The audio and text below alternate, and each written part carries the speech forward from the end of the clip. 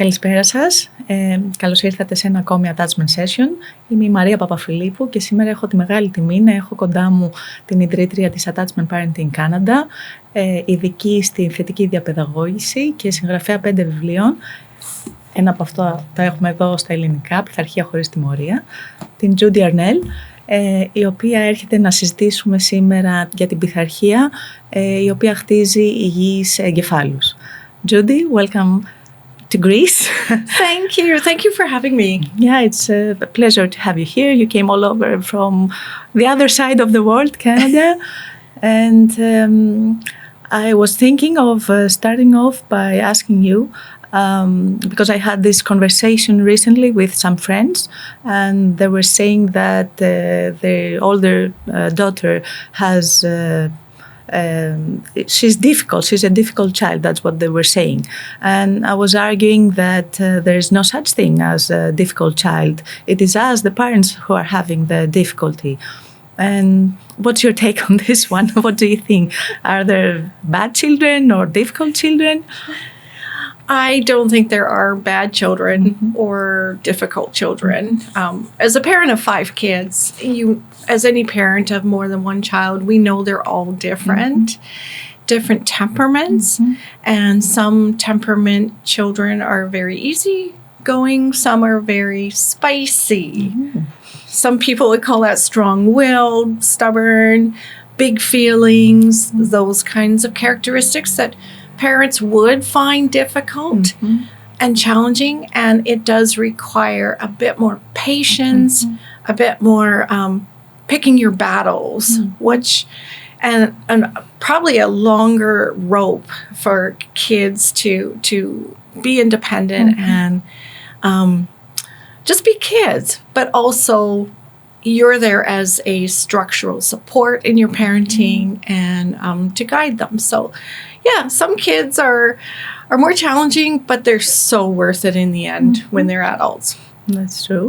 And you were saying when we were coming here that your own son, you thought when he was young that he was having some, he was really expressive and this was giving you a hard time. But you now feel so proud of him that he has used that into his work. Yes. Temperament is 8 characteristics that include big feelings, what some parents would call stubbornness or not willing to let go, other things like persistence. And those characteristics, when they're toddlers, are very challenging. I mean, they throw tantrums that are an hour long sometimes, that persistence. But as adults, you see that in a different light. Those are good characteristics, persistence. They may not listen to you, but they don't listen to their peers either. So, hey, that's good. But you do see where those characteristics serve them as adults. And you don't want to get rid of those when you're parenting, but you want to help them manage those characteristics, especially the big feelings. Exactly. And I found that these adults, as adults, are really innovative people, and they do different things from most of the other people. So yeah, it serves them well. Yeah. Some though would say that don't the children need to know who's the boss in the house?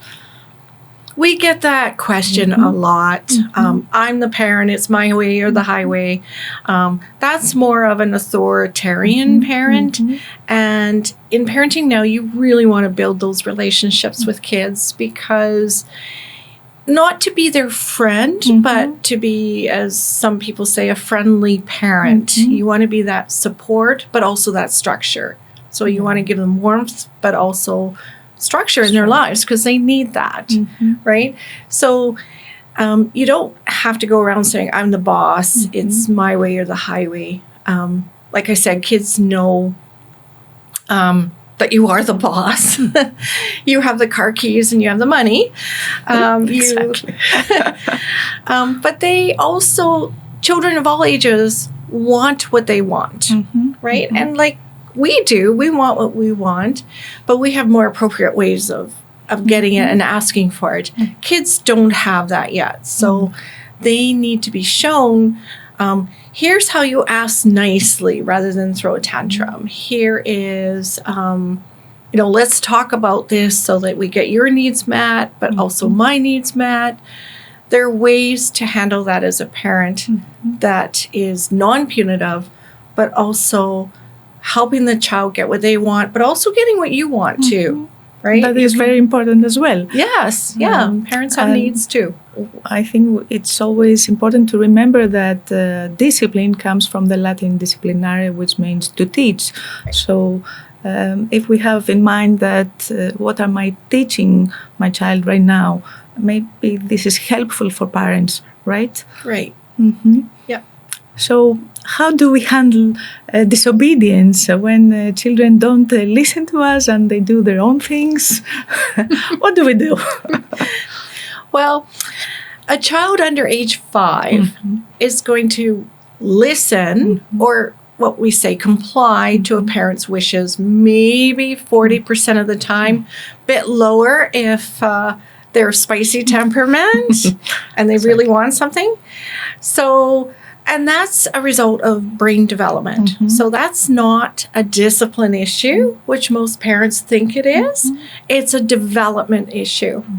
So the prefrontal cortex, or what we call executive function, it comprises working memory, mostly self-control. And that self-control is developing from ages 3 to 6, but is still 40% compliance rate. By age 6, you can expect about 50 to 60% compliance rate.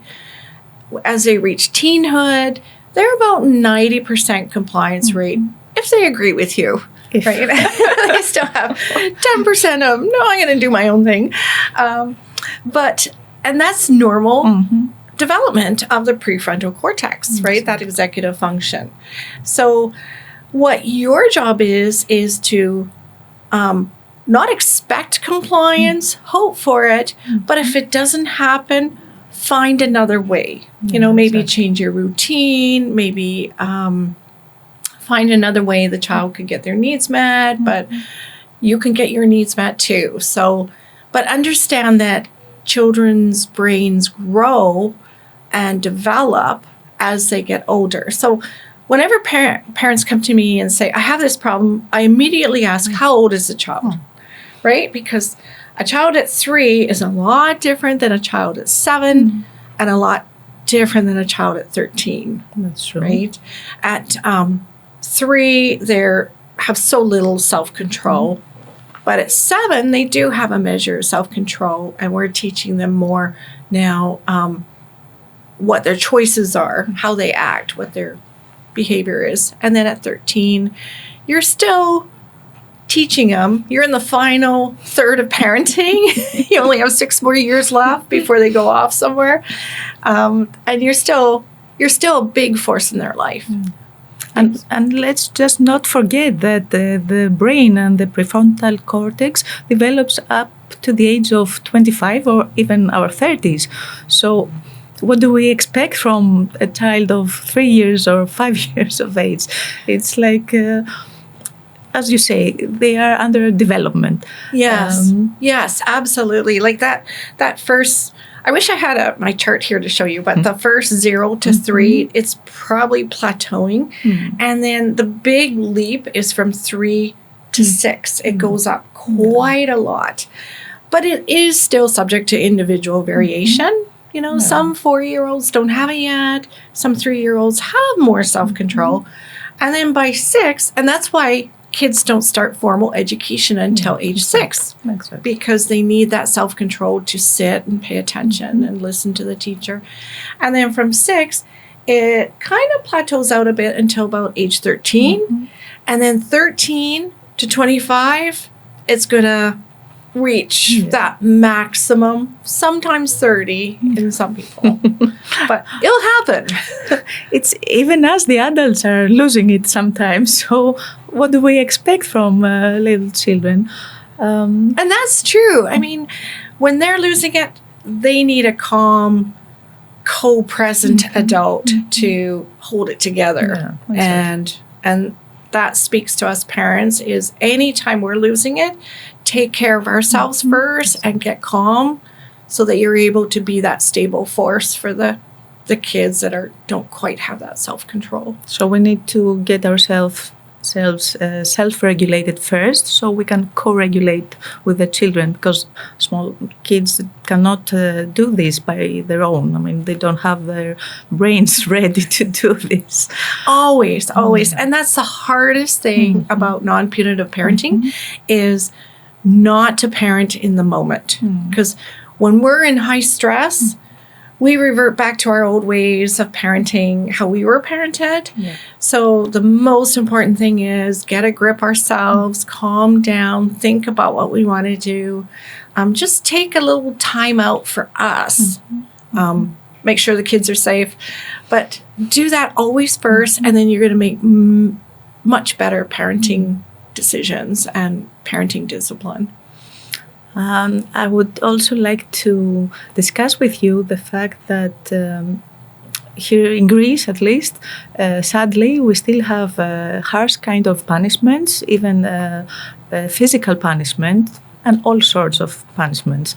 Okay, you and I know why we shouldn't use punishment, but do you want to explain more to people watching right now? Sure. And also in Canada, probably about 85% of parents still use physical and emotional punishments.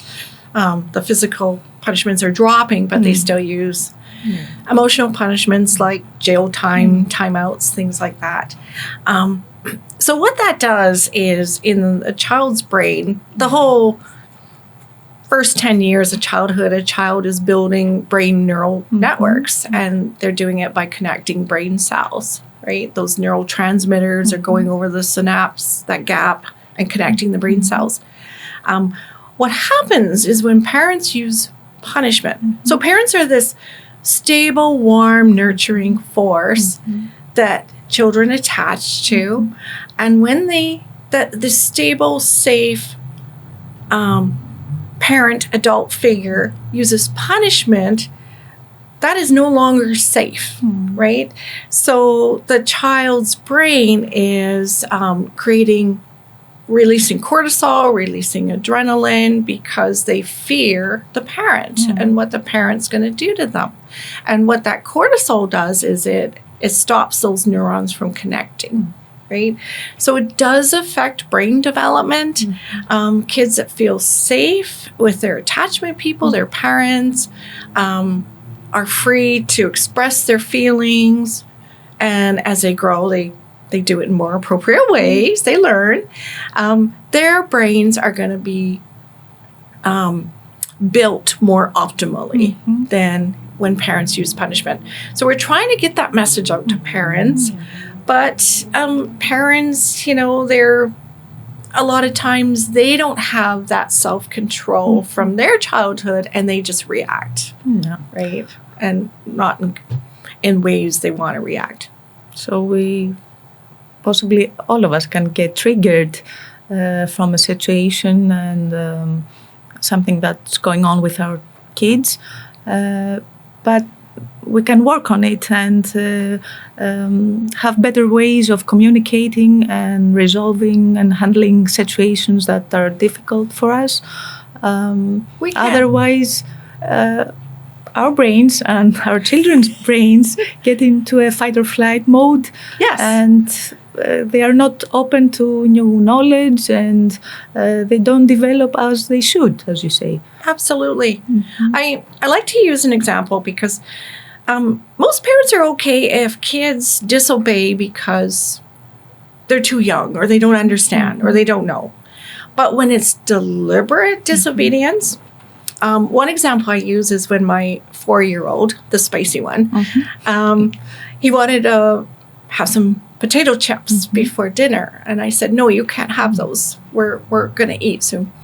So he goes up into his room. He opens a bag of chips, big bag. He throws them all over his carpet, and then he stomps them. And I went up there, and I was so angry. so angry. And this is one of my better parenting moments, so that's why I'm telling you about it. and that's where parents tend to lose it, right? That's when they bring out the big tools like spanking and physical punishments. But I just looked at him and I said, I am so angry, I'm going to go take a time out. And I did.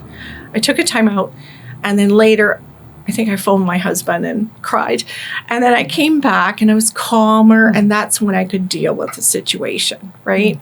That's what parents need to do, is just take a little bit of time. Yeah, find a way to regulate yourself so you can come back and relate to the child. Otherwise, his or her brain cannot hear what you're saying. Yes. If he feels threatened from your actions or your words or your emotions. Yeah. So, and do you have any other tips of what ways we can use of discipline to build our brains in a healthier way? And maybe we should explain here, what does that actually mean, building our brains, building healthy brains? Well, building healthy brains is helping children's brains just connect their neurons, right? Because that's what they do for the first 25 years, more so in the first 5 years. And that's when parents really, really learn about discipline, is the first 5 years. So it's when it's helping the neurons connect, providing stimulation, providing guidance, teaching. Kids need a lot of information about how the world works and how they fit in it. And they want to learn, but they also have what they want. They want when they want it. Yeah. So you have to use that parenting to help them. So for ages under 5, some of the best discipline techniques, and discipline means to teach, not to punish, right?